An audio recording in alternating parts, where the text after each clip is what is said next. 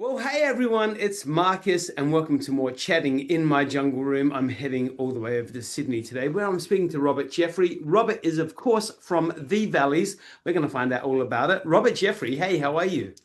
I'm very, very well. How are you? I'm good, thank you. I love doing these chats in a car where it looks like it's absolutely pouring outside.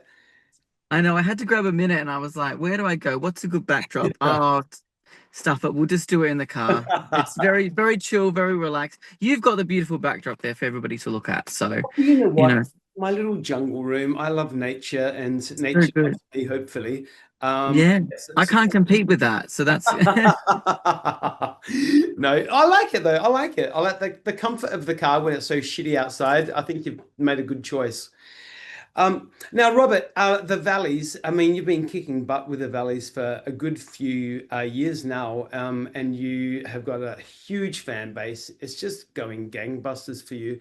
Of course, you're about to do the 2025 tour, which hits Adelaide, Her Majesty's Theatre in November, the 15th of November to be exact. And I can't wait for it. I'm so looking forward. Why was it Frankie Valli for you? uh you know, I went to see the musical Jersey Boys when I was 15, I think, and I was sort of dragged along. I mean, I always liked musical theater as a kid, but I was kind of dragged along by my parents because I didn't really know the show and I thought I wasn't going to know any of the music or anything like that. And I was sort of, it's one of those shows where you just sit there and you go, oh, I know this song. Oh, I know this song. Oh, I didn't know that they wrote this song. Um, and so seeing that show when I was like 15 years old, it just the amazing music that is sort of part of the everyday catalog that we all hear. It's been, you know, the songs have been in movies over the years. They play throughout the shopping center.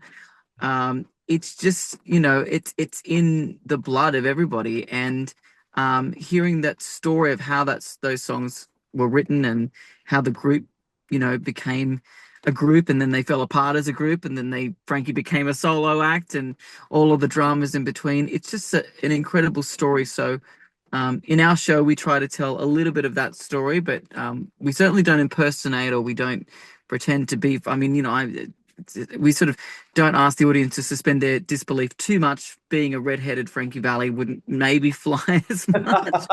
So we're still ourselves, and you know, a very Australian take on the story of the Four Seasons, and yeah, so that's sort of what prompted it. And the music's always been in my life for years, and I was living in London and came back because my visa ran out. They kicked me out of the country, and I had to do something. And I thought maybe this is the right time to do this show that's been in the back of my mind for, you know, since I was 15 for years and years. And you're dead right. I mean, the music is absolutely timeless. Of course, it's classic, but it spans so many age demographics as well. People, you say Frankie Valli and they're like, oh, I think I know that name. But you start playing those songs and everyone's like, oh my God, I know that song. Like you were saying, I know that, I know that, I know that. But yeah, so the catalog of songs that they produce, just incredible. But now you're quite the accomplished stage performer as well. I mean, you have appeared in Jersey Boys yourself, um, Yep. but also Priscilla, Queen of the Desert, Wicked. How long have you been in the game for? Well, a long time. I did my first professional show when I was 10. I think I was 10 or 11, and it was way back in 2001, and I was 10 or 11, and it was the production of The Wizard of Oz with Nicky Webster and Bert Newton, Oh, and I wow. was a little munchkin in that. And then I went from that, and the next musical that came along, there was a whole string of musicals at that time where they had kids in them. So there was like Annie, and then there was The Wizard of Oz, and then there was Oliver. So Oliver came along, and I did Oliver for another, I think, 6 months to a year. And so yeah, that was my first introduction to theater. But I've been performing since I've been 6 years old. And then yeah, when I was 19, I was I finished school and I did like 6 months of university of like a little arts degree, and I hated it. And thankfully, I finished semester one and auditioned for Wicked and got that somehow and toured with that show for close to 4 years Yeah, of man. my life touring around the country. So that was very cool. Very cool being part of the original cast. There's been many casts of Wicked, all of them fantastic. It's come back and forth to Australia so many times, but I love telling people that I was in the first cast here in Sydney and in the tour, and it's very special being part of that little Yeah. very small community. It's very, very cool. So yeah, basically for a really, really long time. I did a lot of stuff in London as well. Um, really found my acting chops over there. Did a few plays for the RADA Festival. Did an off West End piece. Did a panto, the famous English pantos. Got to. Um, yeah, and I was a dancer in that actually. I don't know how I think they needed an understudy for the prince, and they needed someone who could sing, and I think they looked past my very average moving dance abilities and said, "Oh, we'll just put him in the back and he can just flounce around." So yeah, so look, a really, really long time, and I've always been very um, sort of hard pressed to say that if somebody asks me, what do you do for a living? Um, I want to make sure that if I say, well, I'm a singer, I'm an entertainer, that I am actually doing that. That is my full-time job. That is how I'm making money. Um, so I make sure to try and always look for work, and I think that's sort of one of the it's one of the things I wish I could tell a lot of young performers is, they might want a career in musical theatre, and musical theatre is fantastic. And there's always going to be a musical theatre show that's going to come around, and you're going to be right for it, or you might be wrong for it. But you've got to look and be open to other avenues of performance and how you can be a part of that. Don't turn your nose up at cruise ships or club shows or cabaret or any, or doing a little duo gig and, in the at the markets. Like, you've got to be versatile, particularly in Australia. There's just not enough work, and there's not enough of us to go around. So I always try to keep myself open to every gig. I call myself a gig pig. I just say yes to the gig, and I work it out. I just say, oh yeah, I'm available, I'm free, and then I kind of work it out. And you trusting in your skills and believing in your training, and knowing that you can do what the client's asking or what you've been commissioned to do. So yeah, so I'm always doing something. I'm always singing or acting or in a show, or yeah, it's very important to me to keep active. Unstoppable. Absolutely. Um, Yeah, I so try to be. now with the Valleys, obviously there's another three guys in the show as well. Tell us about those Yeah. guys. Yeah, so we've had a few, guys come in and out of the show over the in the first sort of when the group was starting out. It's but for the most part, it's a guy called Tom Reagan, a very, very good friend of ours. He's actually, funny story about him, he's been in the group the longest. And when we first did the show, um, we auditioned. We did some auditions, and he came in to audition for us, and he was great. He was such a great singer and a great dancer, and but he was just sort of really quiet and really reserved and very sort of very one word answers. And I thought, oh, he's so good, but he's just, I don't know whether I can work with him because, this is the thing. You go on cruise ships together, you spend weeks and weeks with each other. You've got to be able to like the person. And anyway, so I sort of put him in our B team, which was kind of like, our sort of standby team. Yeah. And anyway, he ended up being needed for a show, and I called on him, and he's the most fun and crazy and wild person. But I said, where was this person at the audition? And he goes, when I get really nervous, I just shut off and go really, really quiet. And I thought, well, I wish I saw this person, because now you're in the full-time group. I want to go on cruise ships with you. I want to spend more time with you. So, it just, that's a really good lesson for people that, make sure you're showing your most authentic self at auditions, Yeah. because people aren't just looking about whether you can do the job physically and, you've got the skills, but what are you going to be like on tour? Are you going to be easy to work with? So he's in the show. He's done, God, a cavalcade of things. Again, and a very, very inspiring performer to me, because he started really late in the game. He started singing and dancing at 19, which I know is young, but that's late for performers. And he just went, I'm going to apply to be a host on a cruise ship. And he was a host on a cruise ship. And then he looked at the dance cast and went, I think I can do that. And he applied himself and auditioned for that and became part of the dance cast. And then he looked at the singing cast and went, I think I can do that. And he applied for this. So he's worked on cruises for 10 years. He's Wow. been in many, many shows. He just finished a run of Mary Poppins. He's just one of the most talented people I know, and a really, really good mate. So he's been in the group the longest. There's a guy called Kai Rule. He is one of the most, probably the most incredible vocalist I've ever worked with in my life. His Wow. voice is insane. It just goes from up here to down there, and we were I met him in the rehearsals for Priscilla, and he was playing Misunderstanding, and we hadn't, it was sort of first day one or day two. I hadn't really spoken to everybody, hadn't really met everybody, and I um sat down next to him, and we were just doing our warm-ups, you know, and out of nowhere, this guy keeps going up and up and up and up the scale, and I'm going, who? And I just went, do you want to go and get lunch after this? Do you want to get some lunch and we'll have a chat about, what you're doing? And so he's just incredible, fantastic, so kooky, such a great kooky guy, warped sense of humor, says so many jokes sort of under his breath off the mic that we hear on stage and then the audience don't hear, and then we're laughing at something the audience have no idea I what's going on. love it. So he's great, and then we've got a guy called Jimmy who is I met during doing Jersey Boys. He was an ensemble guy, and just a fantastic dancer, a great mover, and really, really funny story about him. He's really little, and he's part Italian, part Lebanese. And when I did Jersey Boys, I didn't get the Frankie Valli part. I was playing Tommy DeVito. I was playing the villain kind of thing. And I was really interested to see, who got my part, who got Frankie Valli's part in this show, and I walked into the room and I went, oh, typical this. Yeah, well, obviously, like, look at him. He looks exactly like Frankie Valli. He's like 4 foot nothing. And he looks Italian. I thought, okay, checks out. And then I said, oh, hello, how you going? I'm Rob. And he goes, oh, good. I'm Jimmy. Nice to meet you. And I thought, that voice doesn't sound like Frankie Valli. So he's our bass singer.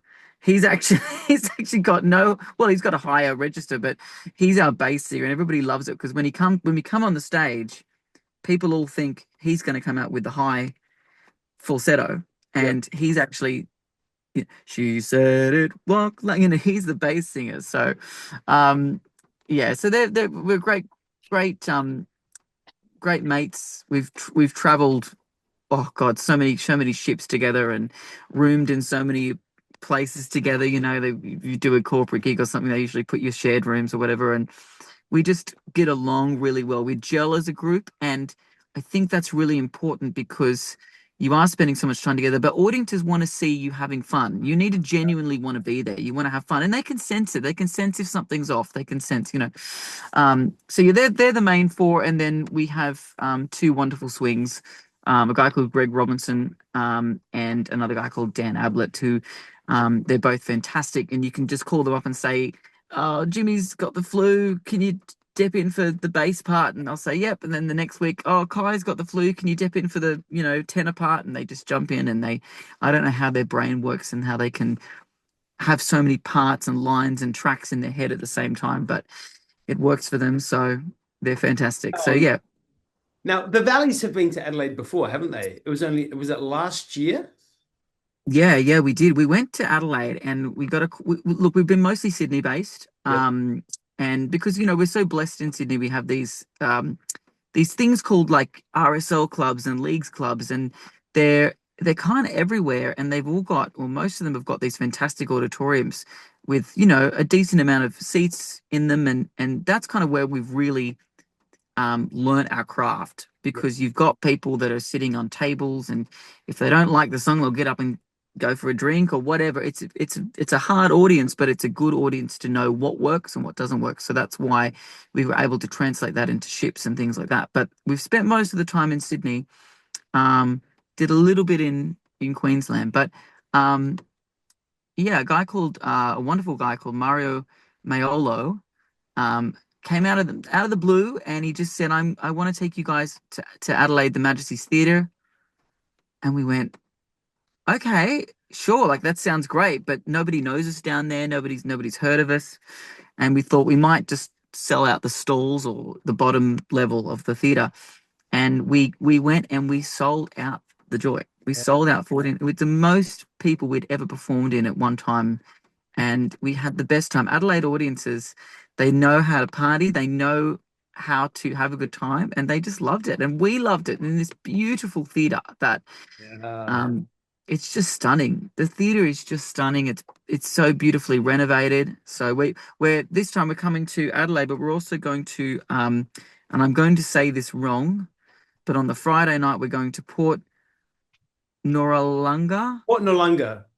Noarlunga, No longer. Nor Yeah. Noarlunga, No. Port Noarlunga. We're going to Port Noarlunga on the 14th of November, and that's at the Hopgood Theatre as well. So we're doing a little I think it's about 40 minutes or something out of the city. I'm not sure where it is, but we're being taken there and Fabulous. shuffled on stage to perform. So we're yeah, we're doing a little bit more there too. So yeah, we're so excited to come back to Adelaide. Adelaide was our first sort of dip in the water of doing things outside of Sydney, and it was such a success and such a wonderful place to try it out. It was great. Well, super excited to see it come back to Adelaide, and I'm definitely going to be able to make it this year, which is so fun for me. Like we said, Yay! 15th of November 2025. It's only, I don't know, what, 4 months away. It's not far away at all at Her Majesty's Theatre, like Rob was just saying. So, what can we expect from the show this year? Has it changed in any way at all from last year? Are there any Look, surprises? yeah, I think there will be a few surprises for people that saw it last time. We're very conscious of not to just replicate the same show, to do the same thing, but also conscious of keeping it, giving people what they want. If you change it too much, people think, well, I didn't come for this. So we're still doing all of the Frankie Valli stuff, and most of the first half of our show is just our tribute to Frankie Valli. The problem when I was creating this show in the first place, running into things, was that Frankie Valli and Bob Gaudio never really wrote a song longer than about 2.5 minutes. So you can do, we always sometimes the theater looks at our set list of the first act and we've got like 14 songs, and the first act is only supposed to go for 50 minutes, and they think you guys have got a lot of songs here. This is too much to you're going to go over. And we went, no, we won't, because Sherry and Big we can do Sherry, Big Girls Don't Cry, and Walk Like a Man, and that's only 10 minutes. They so we're still doing all of the Frankie Valli stuff in the first act. In the second act, we do a little bit of the Bee Gees. We do a little bit of Johnny O'Keefe, which was what we did last time. People loved, we love paying tribute to Johnny O'Keefe because it's a chance to do some Australian music as well. But in our Motown section, we're going to be bringing you a little bit more of what we call the hits of love of Motown. So songs from the Supremes, Love Child, the OJ's Love Train, Everlasting Love, because we think that that's kind of what the world needs right now, is a little bit of love and happiness, right? It's more than, and the music of the Motown era really kind of got it right, lifting me higher and higher, all of that wonderful music. So it's still within the theme of Motown, but we've sort of narrowed it down to some of our favorite songs about love. Even Natalie Cole, This Will Be an Everlasting Love, that kind of stuff. So beautiful harmony stuff, beautiful fun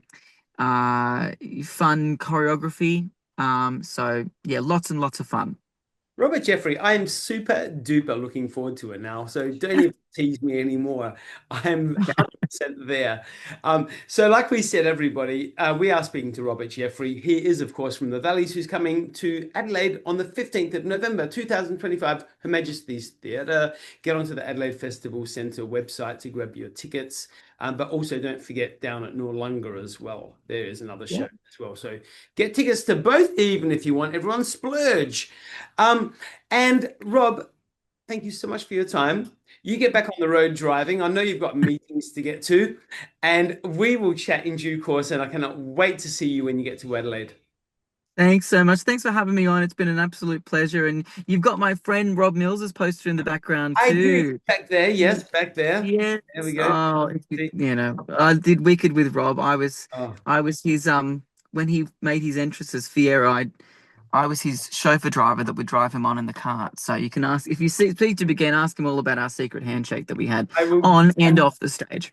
Well, he But was that's just in Adelaide last Saturday night as well. Funny enough, he was doing the Bon Jovi show just in Adelaide. So you know he's what, Adelaide's entertainment world, oh, sorry, Australia's entertainment world is actually quite a small pond, isn't it? We all know everybody. It gets it around. really it really is. And you say Adelaide's entertainment world. When I was down there with Wicked, it was, I don't know, almost 15 years ago, and it was a little quiet. But when we were there last time, oh my goodness, the money and the time that has been put into your entertainment sector in Adelaide is just fantastic. Like so good. Walking around the arts precinct and all that, it was just so refreshing to see and wonderful to see. So I'm so happy. Adelaide is such a fantastic city. It's, don't sleep on Adelaide, people. It's fantastic. Exactly. I cannot wait for you to get to Adelaide. We are totally going to catch up. We're going to have a good old chat, and then I'm going to sit back and watch your show. I can't wait. Robert Jeffrey, Awesome. everyone, thank you so much for your time, and we'll see you very soon. Thanks, Marcus. Thanks so much. See ya. Bye bye.